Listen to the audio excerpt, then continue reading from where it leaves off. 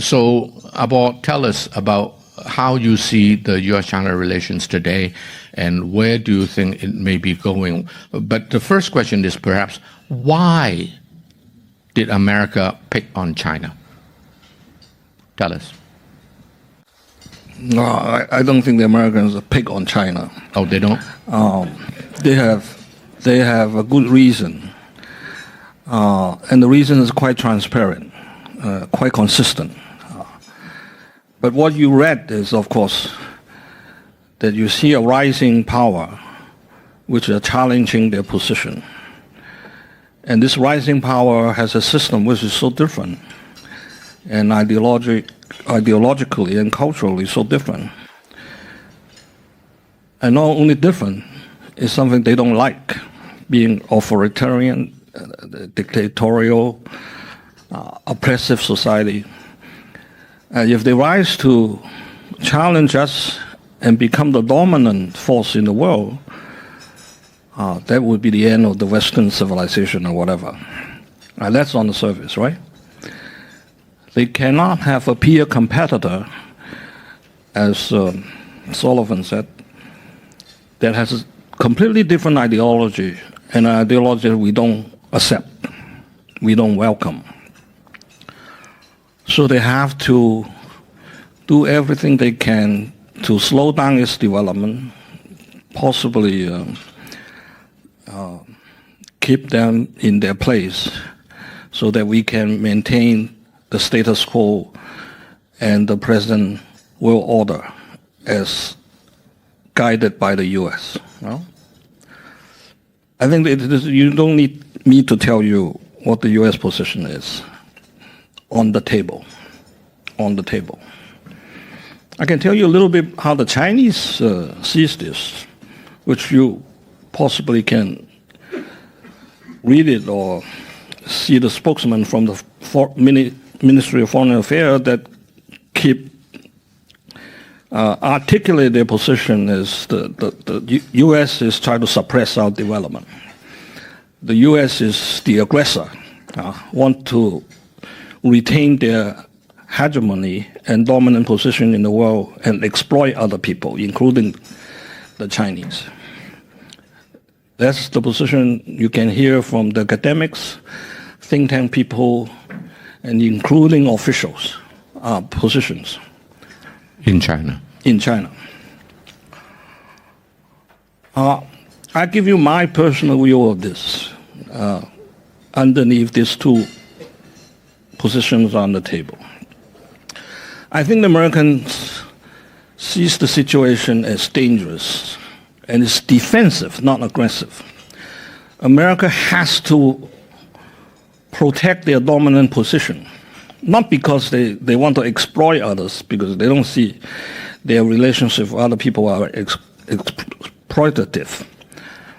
They have to keep their dominant position because they have to keep the US dollar as the dominant position. That's behind it. When I said this, no American, or not too many people would disagree with me. But they might not agree with me that that is the real reason why the Americans are so strong on this issue. Think about it. America can consider its own domestic situations and needs to raise or lower their interest rate without worrying so much about the exchange rate. Hong Kong, with a peg that linked to the US dollar, we have no freedom on this, right? The British, the Japanese also have no freedom on this. They don't have a peg. But if the US raise the interest rate, and if they don't, like the Japanese are doing now, their currency is going to depreciate continuously. With a dominant currency in the world, which has many beneficial reasons,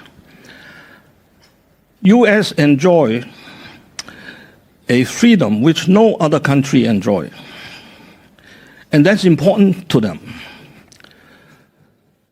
If they were forced to increase the interest rate like what Britain is facing, what the Japanese is facing, what Hong Kong now is facing, 1 percentage point increase would create havoc for their public finance. They are paying in interest for their debts. It's the same amount as they're paying for their defense budget. That's the latest development. More like $800 billion a year. They cannot lose control of their interest rate.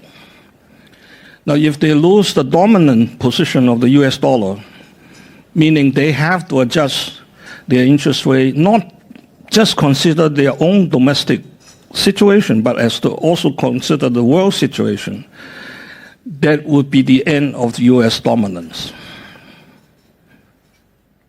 Okay? They're fully aware of that, but they don't want to talk about it, of course.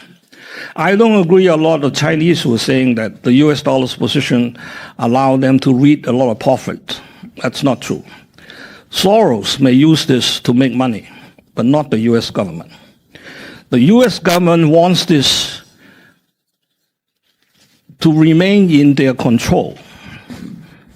If they lost control of this, like the British financial minister or the Japanese financial minister, they'll be held in America. So they have to face this challenge from China, which is the second biggest economy. But the irony of this is they know. One of my professors in Cornell did a big study on this. RMB is the only currency in the world can challenge the US dollars. But they are not doing it. And this is true. The book is two or 3 years old. I think it's still true now. Despite all this talk about internalization of the RMB, and how they're doing well in this or that, is completely untrue. A simple fact. China has 20-some% of the world trade. How much of that are done in RMB? Less than 2%. Why are they doing it? Why are they selling porks to Hong Kong and collect Hong Kong dollars, not asking Hong Kong to pay in RMB, which the grower in Hunan, all his expenses in RMB? They still ask you to pay in Hong Kong dollars. The Chinese look at their behavior. They're not challenging the US dollars in any way at all. Not in trade settlement, not in reserve currency. There's a minimum amount of RMB bonds outside of China. It's not challenging US bonds at all. But that is the hidden challenge to the US. Unfortunately, US looked at it another way and decided to do everything they can to slow down the Chinese development. Of course, at the same time, try to rebuild their own domestic economy in order to keep way ahead of China so that the Chinese cannot change the rules in international relations and international trade and the economy. Now, Taiwan. Taiwan, everybody agrees, is the biggest danger in the world now in terms of war. Yeah. My reading is the rumor in the middle is that Xi had made the resolution of the Taiwan issue his primary reason for extending his term to beyond 10 years. Now the talk is even 10 years in addition to the 10 years. He wants to solve the Taiwanese issues. He issued a statement in 2019, in January the 2nd, in commemorating the 40 years unification move. He laid down two tasks. Give me a one-country system policy for Taiwan. and gave me a suggestion how to negotiate with Taiwan. We did some projects on that. But by now, I think most of them are out of date. The situation in Taiwan is again another irony. If for the Chinese, if they have the choice to leave it alone and let time solve it, that's still, I think, a very strong view inside mainland China from various sectors. Another view is that he wants to solve it. And the only way he can solve it is by force. That's my conclusion. The U.S. position on Taiwan is that we still hold on to one China policy. We don't support Taiwanese independence. We want to keep the status quo. Now, if we add it all together, the most important is the status quo. For the U.S., the status quo is no unification. Okay? Because no force, you cannot use force, then you can only through negotiations. And the U.S. influence in the island is so strong, nobody on the island, no significant force in the island would come out and say, let's negotiate. Right? The two dominant forces in Taiwan is the DDP, which is pro-independence, and the KMT, which migrated from the mainland to Taiwan and lost power 10 years ago. Their position is the same as the U.S. No war, no independence, and no unification. That's the KMT's position. And the very minute single voices in the island said, let's negotiate, and represents nobody, basically. The bottom line is the U.S. would not allow a peaceful negotiation between the island and the mainland, and he has the ability to do it. So on Beijing's side, negotiation is not going to happen. Substantial, meaningful negotiation, all right? One or two individual or small little party doesn't count. Now, if you want to resolve it, the only way is by force. And militarily, I think both sides agree Chinese has the ability. That's basically a geography, right? It's only 200 kilometers. My military friends in Beijing is so confident we can lock out Taiwan's infrastructure in 15 minutes. Everything. Power, communication, everything. In 15 minutes. Well, you can imagine one of the not regular big missiles, right? Or this 14 power. One truck with 20 missiles can shoot 400 kilometers with accuracy. The Soviet Union used to have this in the Second World War, at the end of the Second World War, very powerful weapons, but they are not accurate. Right? The range is limited, 50 miles, 70 miles. But now they develop 400-kilometer batteries that can guide it by GPS or their beidou and can hit the target within 10 meters. So you can then lock out everything in Taiwan if they want to in 15 minutes. Now, so the question, even the American would agree with all their game plans, they never won a trial. Agreed that China have an overwhelming military advantage in taking over Taiwan. So there are two questions remaining which the Chinese has to deal with. One, after you get into Taiwan, how are you going to run the place? The Hong Kong experience is not a very good lesson, right? I'm part of it. That's one. The second is, how are you going to deal with the U.S. reaction? And the U.S. has showed you how they would do it in the Ukraine situation. to deal with Russia, right? They went crazy. They went berserk. They sanction everybody and take over your properties without a hitch. They can go to that extreme. So Chinese have to face these two realities if they want to take actions. And there are many, many proposals on the table. Some of them are ridiculous. Well, but that's the reality we are facing.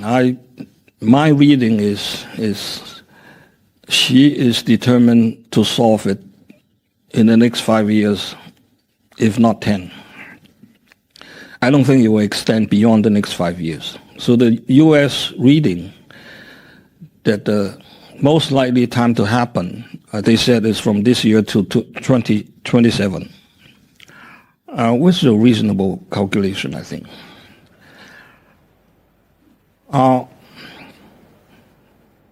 So in China, when you talk to the people who are dealing with Taiwan issues, he said, Mr. Xu, there's no Taiwan issues. There's U.S.-China issues.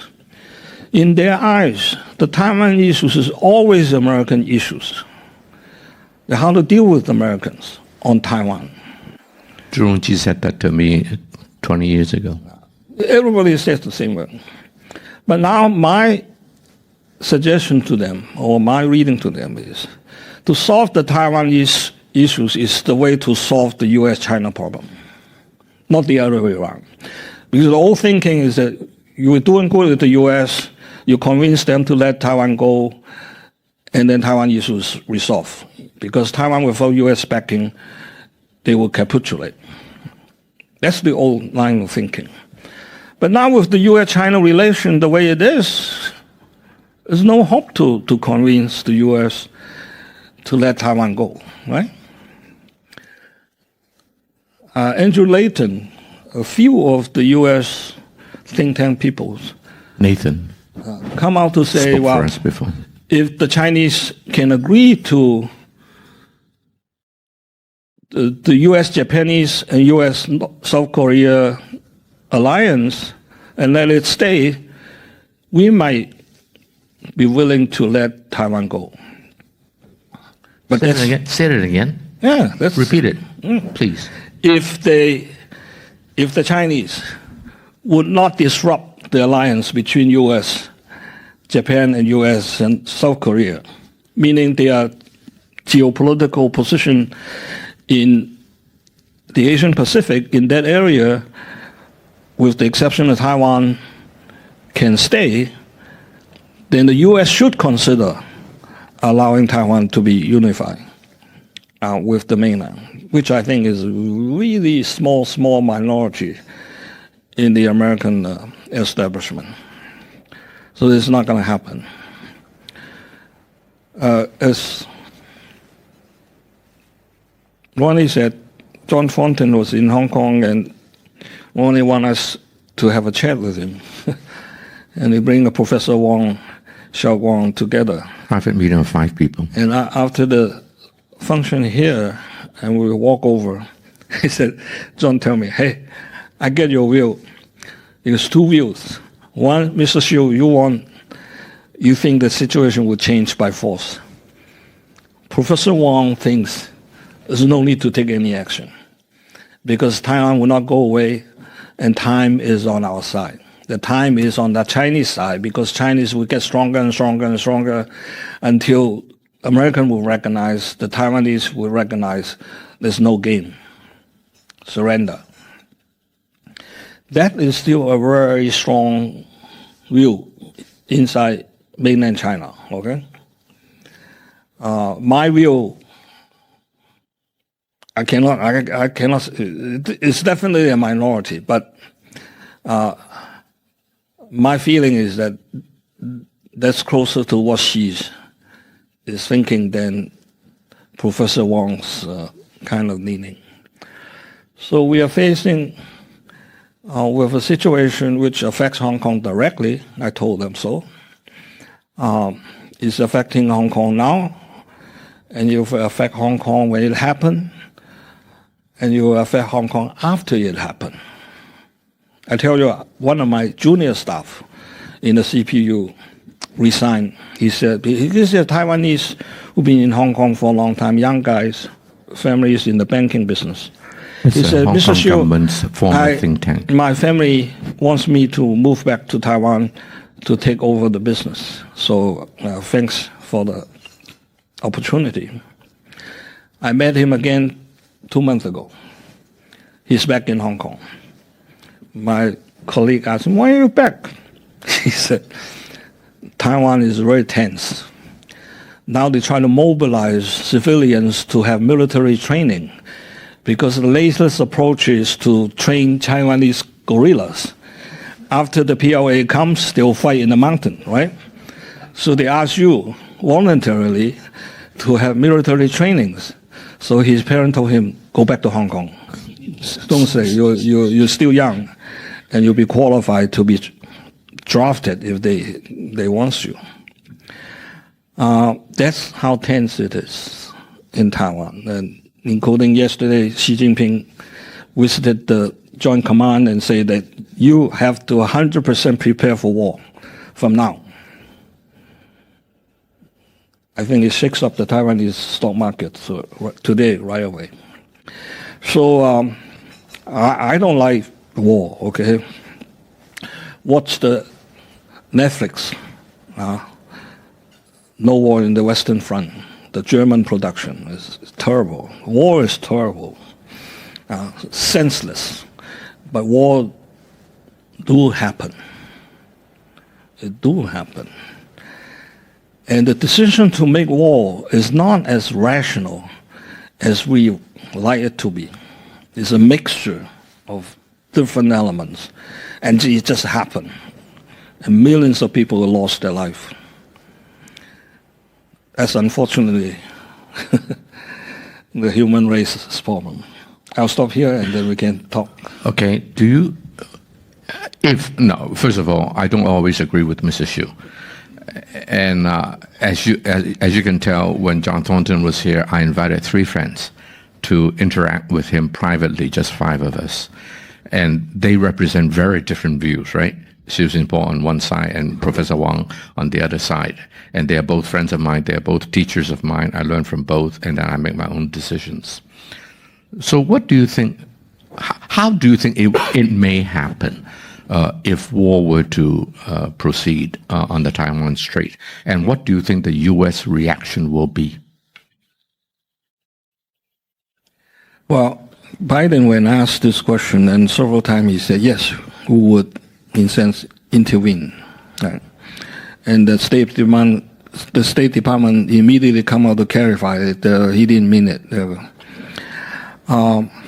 I think that issue is irrelevant now from the situation militarily on both sides around the island, okay? Meaning, no matter they intervene or not intervene, the Chinese are going to succeed in taking over the island. The difference is how much it costs them. Okay? It's not whether they'll succeed or fail. They will succeed. So I don't think the U.S., looking what they are doing in Ukraine, first, they would not send a single soldier to Taiwan. In fact, they wouldn't even have a soldier 1,000 miles from the coast of Fujian because the range of the anti-aircraft carrier missile is 1,500 kilometers. So they will stay way away from the coast. And what can you do when you're so far away? Now, I think they will send advisors in civilian cove. They will direct the fighting. They will give full intelligence support and hardware support. But they will not send a single soldier. And as long as that's true, there's no chance of winning for the American in this situation. Of course, the U.S. want to present a strong position to support Taiwan. But everybody knows, including those people in Taiwan, knows that's not going to happen. Okay? But just insert one sentence. 2 days ago, a friend from the United States came to see me who knows a little bit about these kind of things. And he said that according to one study in America, in order to win the war in Taiwan Strait, America will have to sacrifice 30,000 American soldiers. So do you think that they would sacrifice 30? How about 30,000, right? So that goes to your point. Sorry, go ahead. Yeah. The equation doesn't really end this. Even now, nobody understands why the Chinese want to get involved in the Korean War. They lost 200,000 people, right? Why? It's a slaughter in a way, right?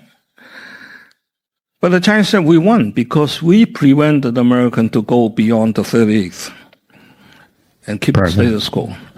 The Americans, some young guys say, hey, how can you claim victory when you lost 200,000 and we only lost 50? Right. The Chinese general said, well, victory and failure is not based on body counts, right? It's based on your political objective of this action. Our objective is to prevent the American soldier stationed next to our border. You have to stay behind the 38th. We succeeded. We lost 200,000 people. You fail because you did not achieve MacArthur's intention of moving the line to the Chinese border, which we think is dangerous for us. Now, in recapturing Taiwan is a national issue. If they lost 1 million people, they'll do it. That's for sure. Right? But that's the Chinese mind that the American would not able to understand. I think even now, after Korea. They don't understand this. Why? So that's the cultural differences we cannot solve. But the biggest, I think, drawback, the effective way of the American in stopping the Chinese doing it is their reaction to the action, similar to what they did to Russia in Ukraine. Because Biden tried to convince Russia, don't do it. We will put out everything to punish you. Okay, they are saying the same thing to the Chinese now. Don't do it. We will do everything we can together with our ally to punish you, even though you might take over Taiwan. Right? I think that makes the Chinese different backgrounds, particularly those in the business, will think twice. And of course, the Chinese is also facing with this reality because they're very vulnerable. Their oil energy shipment through, a long trip from the Middle East to the East Coast through many vulnerable points. But there's something happened in Ukraine that changed the story. Because the Chinese don't usually rely on Russian oil and gas that much. And in the next few years, I think that's going to be increased. The second vulnerability is food. You mean rely on Russian gas? Now they're increasingly buying Russian gas and oil. And they no longer have to rely on a single source from the Middle East.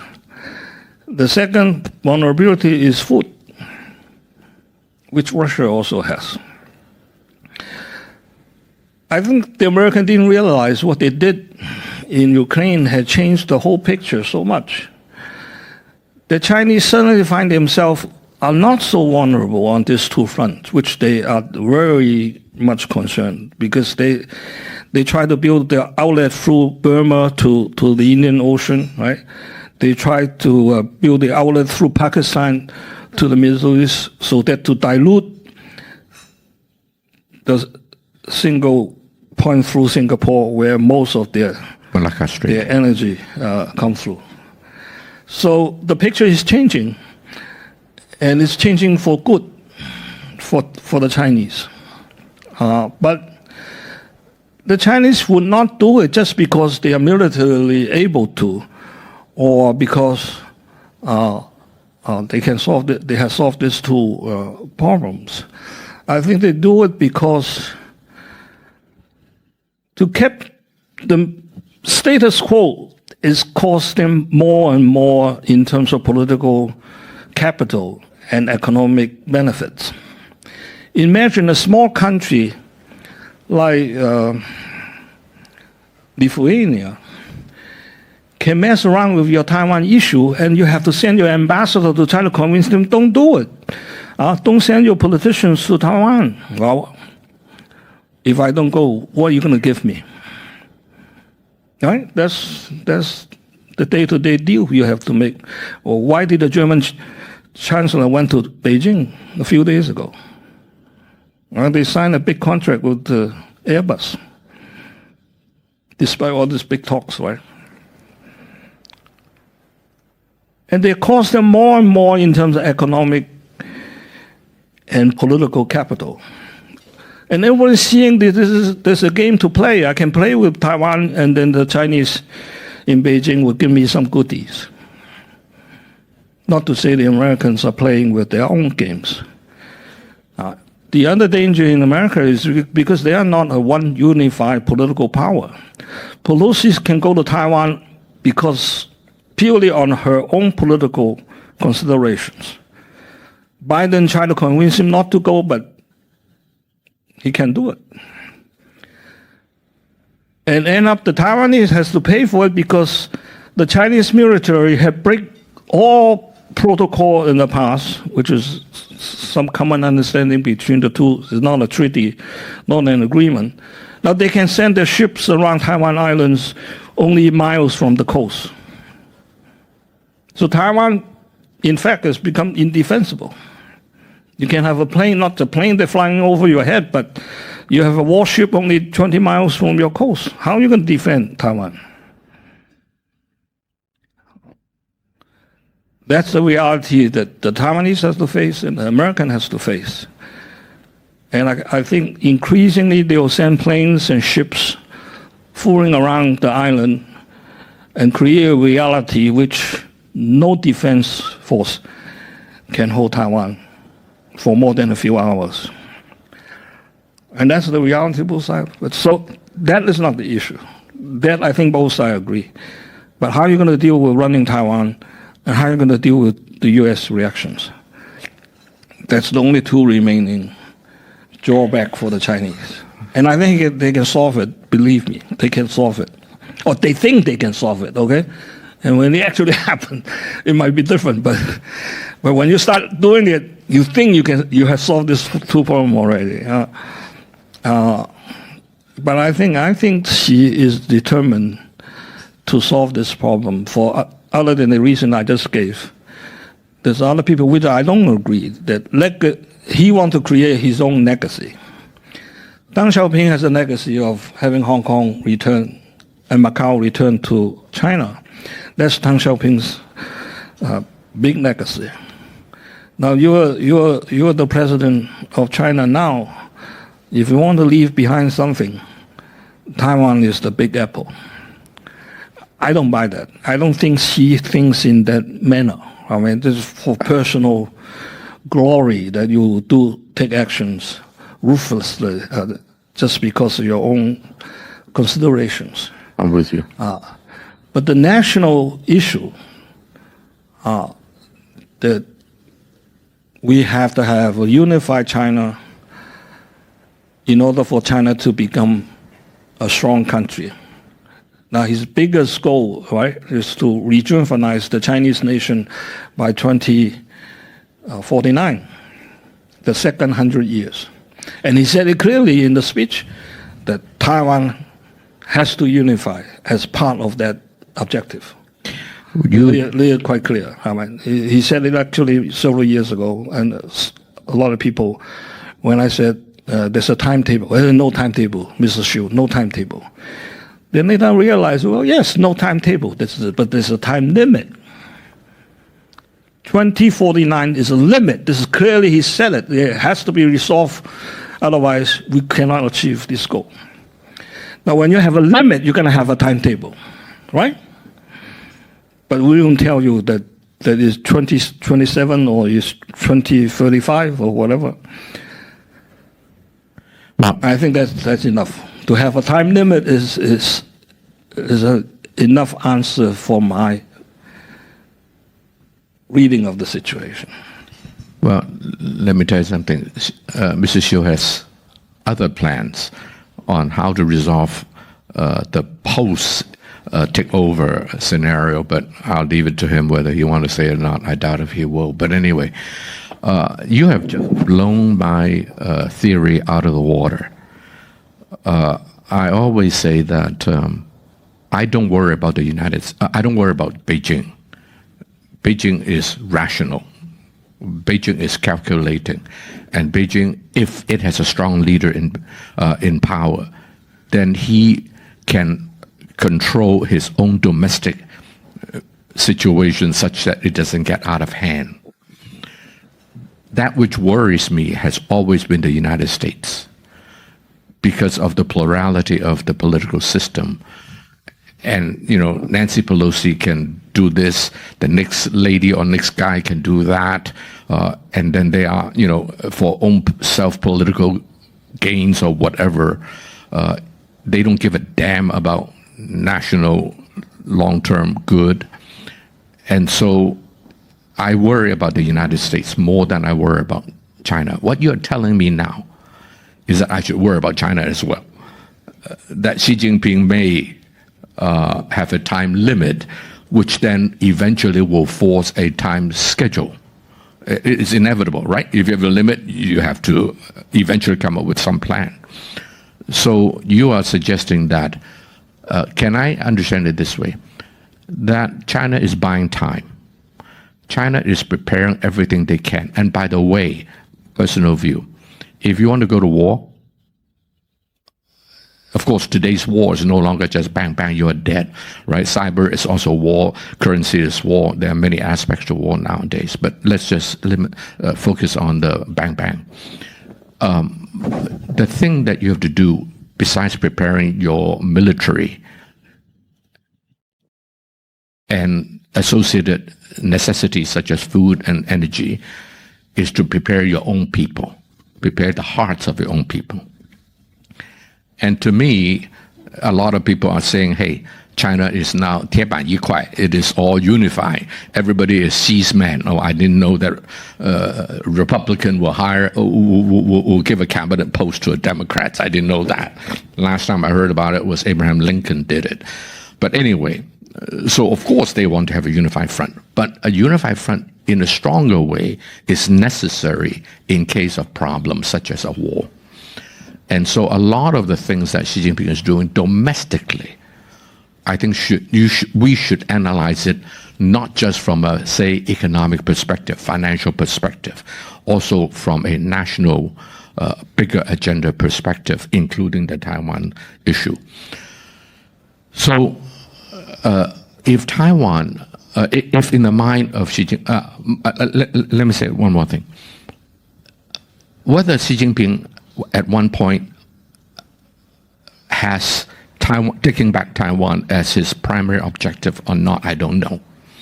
But whatever it is, I think that he has to think twice, having seen the madness with which America can go to in the Ukraine war. America is not hurting Ukraine. Not just hurting Ukraine. America is hurting America. By the way, a very senior American banker said, and you were there, I was there, the other day, that, anyway, I better not say it. Oh, okay, it's okay. He basically said that America is, dealing with the SWIFT, not allowing Russian banks to deal through, to transact through SWIFT. It's no problem. We can bypass that easily. All American banks know how to do it. And many other banks around the world know how to do it.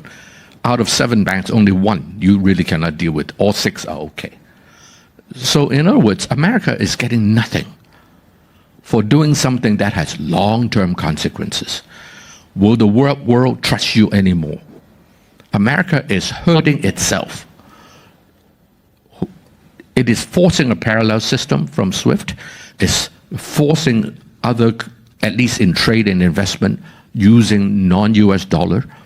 So if at the end of the day, America may be the biggest loser in the way they react to the Ukraine war. And no one should think that a smart person doesn't make stupid mistakes. History is full of it. And so you say, oh, America is smart. Yeah, smart people make dumb mistakes as well all the time.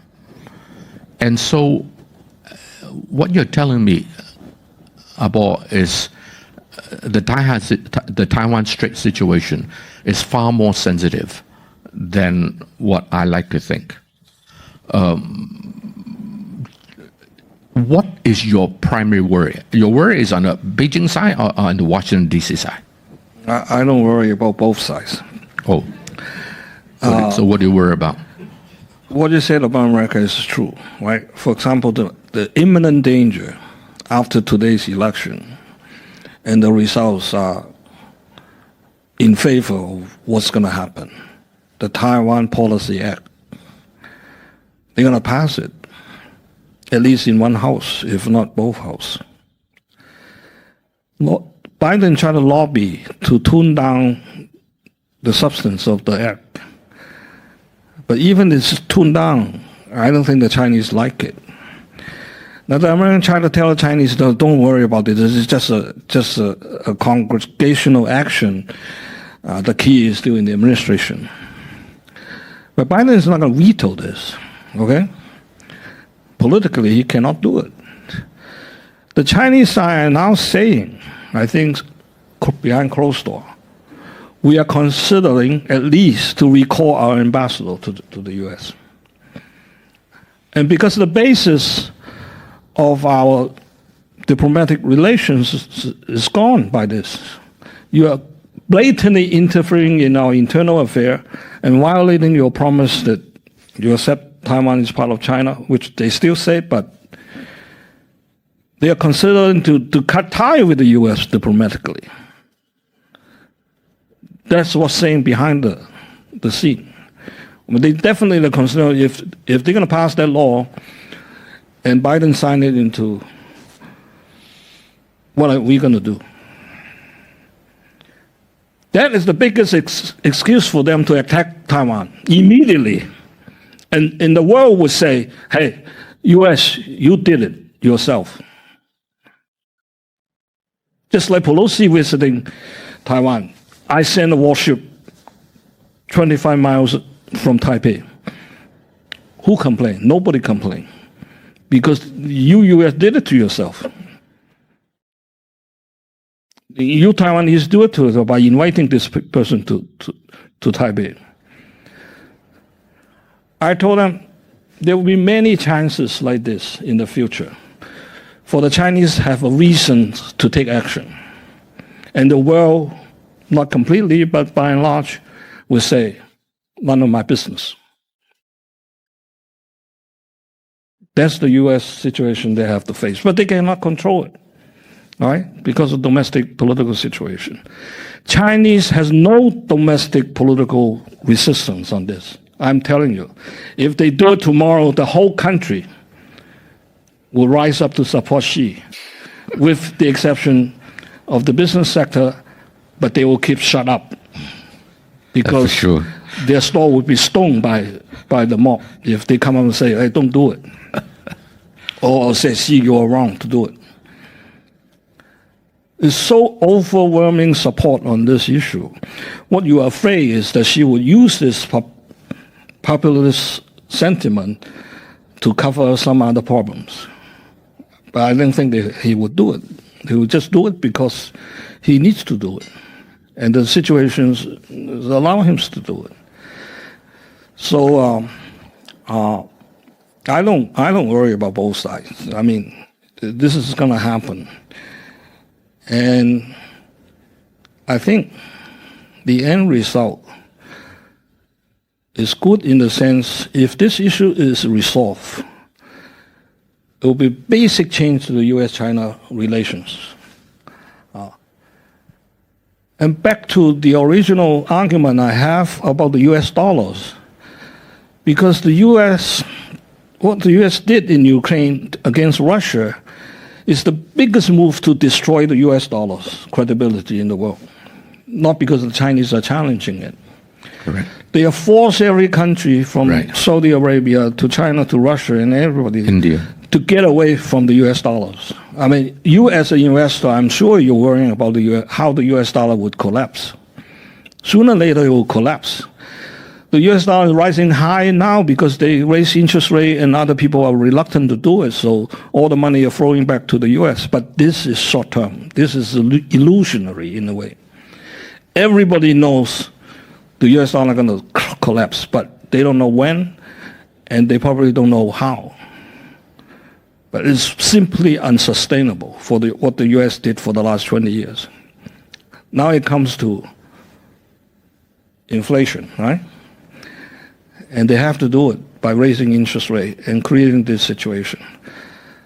So the irony is that if they are worrying about the US dollar position, but they did so many stupid things to destroy the US dollars. The Chinese are saying, well, we are foreseeing a multipolar world with maybe three currencies: Chinese dollar, US dollar, and the euros. Well, my answer to them is, it might be the case, but it will be a very bad case, because any multipolar currency system would be inherently unstable, right? You're looking at this guy, you're looking at that guy, everybody's looking at the other two guys, and you're not going to have a stable world economy that way. I hope that if it happens, it only happens in a short time, and then somebody emerge to be the stabilization dominant currency again. Okay, let's finish it. Good. Okay, let's open It's it not to a the floor. happy picture, but I must open it to the floor somehow. He and I can go on for another 5 hours, but we've done it before. Evan? No, just regarding the currency, I think that's an interesting point. I mean, you said rightfully, I think that what they say about the renminbi internationalization and so forth, the rhetoric does not match their actions. And so I just want to ask you, do they have an incentive to actually follow through and make the renminbi the international currency? Is that maybe part of the plan that they have to deal with some US academics and nationalists would like to push for that. But I think the People's Bank of China is not going that way. They allow you to say it, but they don't do anything. My advice to them, don't do it. Don't do it. Okay? They won't. They don't want to do it. They don't want. The authority don't want to Not do that it. stupid. The academics and some big mouth want to push for it. Why do they want to do it? I think the Chinese financial system is not mature. Okay? They run their own show, and they still pop up here and there problems. And if they have to face the world to manage the RMB, which we have some suggestions for them, they are way behind. So don't do it. You don't have the ability to do it. You don't have the right people yet. In 10 years, 30 years, I don't know. But you don't have the mechanism and the right people to handle this. Okay? They're not that stupid. That's the People's Bank of China's, I think, position. They didn't say it. They used to be, don't say internationalization. But now they let them say it. But if you look at the bonds they have outside you can buy, and the amount of RMB cash monies outside China is very small. Very, very small. Even Hong Kong has 70% of the but it's insignificant. It cannot replace the US dollars as a reserve currency. I think the first step they will do is to do more trade settlement with Chinese dollars. Now, even that is dangerous, because in order to do that, you have to have a large amount of RMB outside of China, meaning outside of their control. They don't want that. Right? They don't want that. If it's a large amount of RMB outside of their control, they are face a lot of trouble. I agree with that. So they don't want to do it, but now they are forced to do it because what happened to Russia in Ukraine, right? So they are talking about the digital RMB, and they are moving with Hong Kong, Thailand, and Saudi Arabia to create a digital currency exchange, etc. They are doing all the mechanisms that are necessary to face the situation we are talking about today. And they're preparing for it. But they're not preparing to replace the US dollars. Well, there's a difference between the Yan Hai, from Mando Life. So actually, I agree with you, and I think the PBOC, the People's Bank of China, started to think of RMB internationalization in late 1990s, but was disrupted by the Asian financial crisis and then by the GFC in 2008. So currently, the issue is whether China is ready for the capital account, fully convertibility of capital account. So as long as China still want to control the capital, and then this is not ready for them. But I agree with you that China is trying to do sign the agreement on currency swaps so that can provide China with more flexibility in international payment. And another issue on the Taiwan is what I heard, especially from the U.S. military, and they believe China does not have the amphibious landing capabilities, so that means they cannot take over Taiwan in a very short period of time before the U.S. can, react on that, have their to support Taiwan, and also on another point, we probably need to consider the current economic. I can't say crisis, but more like a huge pressure on China, its own domestic economy, especially with the property and credit risk, and also the lack of confidence of the private sector owners and the international investors. So with all these, will that taking over in the next 3 or 5 years would be too costly or unaffordable for China? And especially after the Russian-Ukrainian crisis, I think China's state-owned banks as well as other SOEs are reviewing their playbook to see whether they can react to the potential sanctions on that. And lastly, on the national sentiment, I think overall, if you read from the social media, it seems all the Chinese people support the government's potential action of taking over Taiwan. But they never think about what the war is. China has been living in peace for so many decades. So if every family has to send their sons or husband to the battlefield, what will that mean to China? So that's a different story. Well, China domestically face a lot of problems, particularly in your business, okay?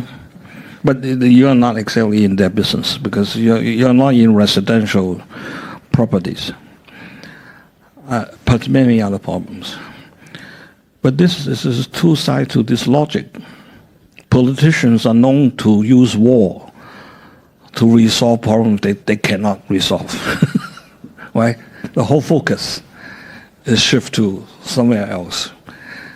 I'm not saying Xi is doing it. I don't think he will do it in such a manner.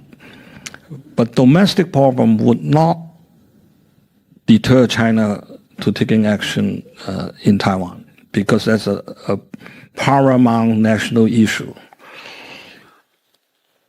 Fathers and mothers of Chinese young peoples, I tell you, would be proud to lose their son in that battle.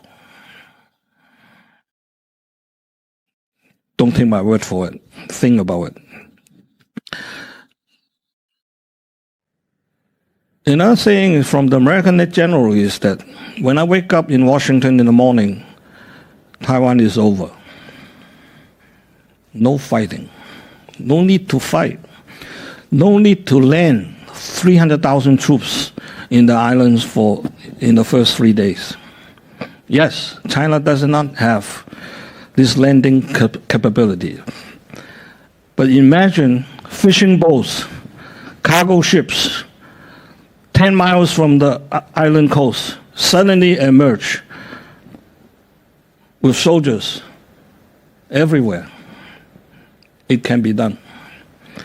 By the time it takes place, in addition to this free carrier they have now, the third one is being tuned into service, they will have a fourth one. 4 aircraft carriers surrounding the island, plus hundreds of ships.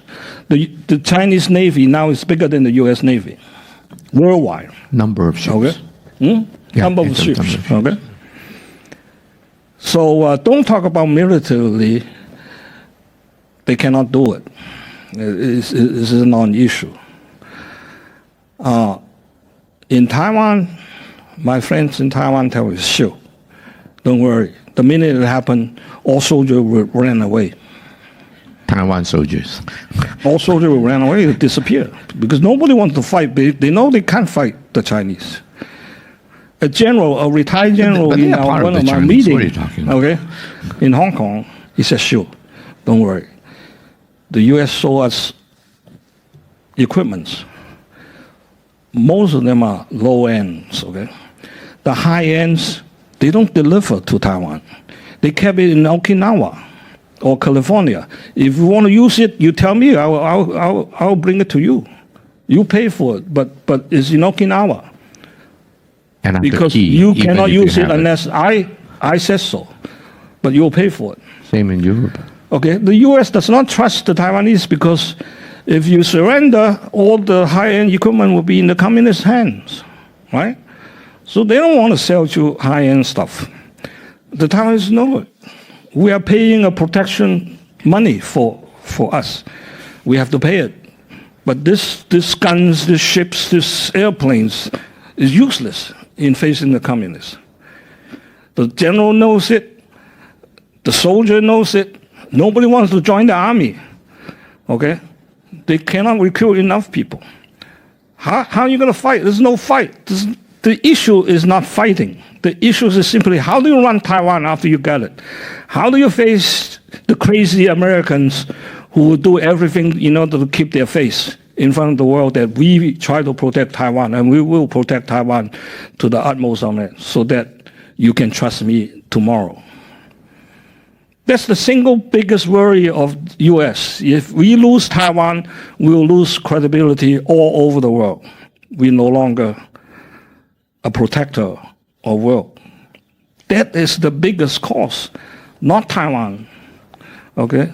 The smart thing is Su Xi, the Deputy National Security Advisor under Ma Ying-jeou.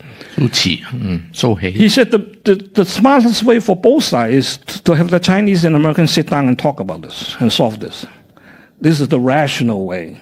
But rational way don't usually happen in international politics and in wars and peace. Roy Chen and then Kam Sheng here. Roy? Yeah, thank you for very insightful sharing. I want to bring the focus a bit closer to home. Under your scenario, what's the best outcome for Hong Kong? Or how should we position ourselves so that we can not benefit, but at least... Like I heard too much. Yeah. Thank you. Well, I told Beijing that this is serious for Hong Kong. As I said, it's happening now. I believe there's already Taiwanese money moving to Hong Kong, facing this situation.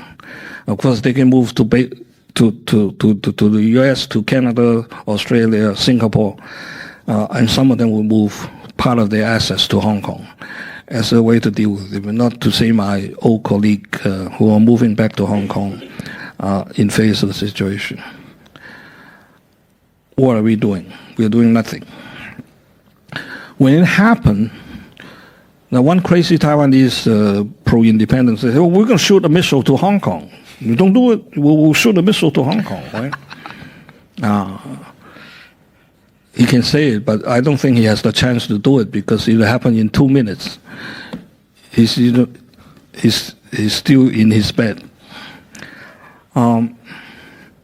Well, when it happened, of course, it will be a big disruption for Hong Kong in many sense. Not necessarily in the military sense. We're close enough, right, between here and Kaohsiung, particularly the Dongsha Island, which is very close to Hong Kong, is a military base for the Taiwan, but I think it's basically ineffective. And our PLA garrison in Hong Kong would also has a role, or at least part of the picture in dealing with this. They must be planning So for that. what happened, my feeling is that it will happen so quickly that just like the American general, that by the time you heard about it, it's over. Okay. After it happened, so my role has been, we've been running Hong Kong before and after, and with all these problems, and then we're asked to, based on your experience, how do you propose the Taiwan one country, two system policy in Taiwan? We did a study based on our own experience in Hong Kong, which now I throw into the garbage can because it won't work the way they work in Hong Kong. And even in Hong Kong, they have big troubles, right? So they have to throw away the Hong Kong experience and do it completely in Taiwan. Happily, there are people saying, if we want to take it back by force, there's no more one country, two system, right? You don't need it. We take it by force. I strongly disagree with this. It happened, I'm right. Now, Xi Jinping is still saying that no matter the way we take it over, one country, two system will still be the policy for Taiwan. Okay, I'm doing a study because their understanding of the one country, two system, strategic thinking is changing. A lot of people thinking, well, you have this because you want to buy out Hong Kong and buy out the international community so that you can take back Hong Kong and Macau, right? That's fun. But I think China, since Mao and Deng Xiaoping announced, their thinking is way beyond this. It's not just for Hong Kong that they are doing one country, two system. They're doing it for themselves. Why? Because in the long run, well, not in the 50s, they realized they have to coexist with a capitalist system, a capitalist world for a long, long time. Right? They won't say it in the 50s. They have no idea. They thought communism is going to come tomorrow. Okay? But now they realize that this socialist period for China will coexist with a capitalist world for a long, long time. So you need Hong Kong, Macau, and Taiwan to keep the way it is as a buffer, as another channel to deal with the West. Okay? Not just Washington and Beijing. Okay? This proposal was completely news to me, to set up a Hong Kong International Arbitration Center in Hong Kong. Just announced. You probably didn't read it in the news. It's in the news, but nobody paid much attention to it. The foreign ministry announced, based on an international something, they had agreement with the Hong Kong government to set up an international dispute settlement center in Hong Kong.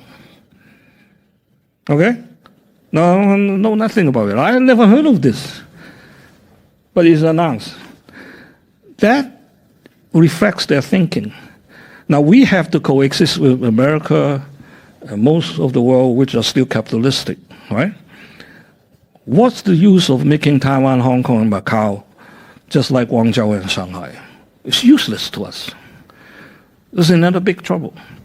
Keep it the way it is so that we have more leverage, different way of dealing with the world. That's their strategic thinking. It's not just to buy off Hong Kong. Hey, say you can keep your horse racing, your dancing, etc. But it's a complicated issue. We are studying this because they have problems. But that is the strategic thinking. So even by force, I take over Taiwan. I don't want to mess around. Leave it alone, and you can continue the way your life is. And I think that's the basic principle. But the way it would be done would have to be very different from the way they did it in Hong Kong. Last question, Yeah, Kam Sheng Mr. Kwan from Xi, JP Morgan. I think this session has been most uplifting. I remain optimistic. If the Really? UK, Uplifting? despite Oh, gosh. its flaws, has managed to come up with a minority young and smart prime minister, so I think we can be hopeful. You mentioned that you were asked to actually come up with a proposal to negotiate with Taiwan. Obviously, it didn't happen. If you're tasked with that again today, would you take up the challenge, and what would you suggest? No, I mean, the war I'll take up the seems challenge like because I ran the Basic Law Consultative Committee for 5 years. And I think it's successful. But nobody says it's a failure. Okay, anyway, okay? Those were the good days. We have 180 members from all walks of life, from the big bankers to street hawkers. And we did a good consultative exercise. So I was supposed to do this subject, but I conceded to a Taiwanese friend because he's in Taiwan and he knows the political situations in Taiwan much better than I do. I should invite him here to Based speak as well. on my A friend of mine as understanding well. and my experience, I would say, first, it would not be a government-to-government process. It will be a party-to-party process. Next, the Communist Party would organize a representative body representing the mainland side. And some party from Taiwan, together with social elements, business, labor, academics, social figures, and they can sit together and start talking formally with an agenda, right? That if after unification, what will be done? But the problem with this, it will not be a government to government because the Beijing government does not recognize the Taiwanese government. So there will not be a government to government negotiation on the table. Of course, on the Taiwanese side, you can have the government behind it, or you don't have to have the government behind it. That's the only possible way of doing it. But it will not happen, as I said. The American will not let the Taiwanese side to have such a body. And everybody who jump up, who want to organize this, would be unable to put together a sensible group that can represent the Taiwanese side. So it will not happen. But I think they should do it anyway. They should do it anyway. Anyway, we better end because it's 2:30. Up to you. 2:30 already. I just end with one story. Although I left the board of the Asia Society Global Board, they still ask me to periodically talk to them. So the last time I said, I don't want to meet with the whole board, I just want to meet with a few of you. So I met with the co-chairs, which is John Thornton and Ambassador Chen Heng-chi from Singapore, who was 17 years the ambassador to the United States, Vice Chairman Lulu Wong, and Kevin Rudd, our president, and myself. So 6 of us met together. And after an hour and a half, I gave my conclusion. And my concluding word is this, that America has been losing moral authority and credibility around the world for several decades. And everybody knows it except one country. And that is at the crux of a lot of a problem. And that is everybody knows it except the United States.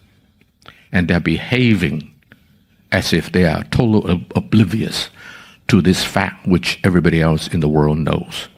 So the application of this statement of mine is the following. I believe that something may happen in the world which will further distance America from Europe. My Middle Eastern friends tells me that as far as they are concerned in that part of the world, from Egypt to Israel to Saudi Arabia to UAE, as far as they are concerned, America is no longer a player in that region. Just look at the way the Saudi and the UAE people have been reacting and responding. And so the next one may be Europe. And the fact that because of the Ukraine war, Europe has no choice but to work with the United States. But for many, many reasons which I don't have time to go into, I believe that the rift between Europe and America will only deepen. The mistrust is tremendous. It may not hit the press, but let me assure you, the leaders know. And China, Beijing will buy its time and find the right moment. And when there is further rift in the Atlantic Ocean, I think together with other things, other issues that may happen, that may be a time for Xi Jinping to act. And as you well said, Abo, that America is not helping Taiwan at all, just like they sold out Ukraine as if it's a fly. They are selling out Taiwan again, including Nancy Pelosi's visit and many, many other actions. And such is international politics. I always tell my distinguished diplomatic friends, and I was hosted dinner by 4 of them from Europe just last week, that the principle that governs diplomacy and the principle that governs the mafias are exactly the same. One wear a black glove and the other wear a white glove, and that's all. And if you don't recognize it, you're stupid, and they're not stupid. At heart, they know it. And so you have to think like the mafia do in international affairs. And so I think that, the world, I believe, is going to be a very splintered world, such as a question on currency. I don't think the Chinese are that stupid to want to take over the leadership in currency or in any other thing, by the way, in the world. But the splintered world of tomorrow, including the currency, is going to be the new normal. And so I think Hong Kong people, business executives, bankers, other leaders in society better know where the heck the world is moving towards. Prepare yourself accordingly, including psychologically, if not just for your business and so forth. So anyway, we have one man's view today. You don't have to agree with Abo. I disagree with him all the time. A few of us get together regularly, and I hear everybody. They all fight with each other. I usually don't say anything because I'm not smart enough in that crowd, but I listen to everybody and make my own decision. So ladies and gentlemen, you heard one view, make up your own decision, but nonetheless, I think it's an interesting view. So round of applause for Mr. Xu Jinping. Thank you. Thank you. And the Taiwan expert that he was referring to, I think I know who you're talking about. He's an old friend of mine of decades. Maybe I should invite him to come and speak to all of you. Do you think it's a good idea? Okay. Thank you.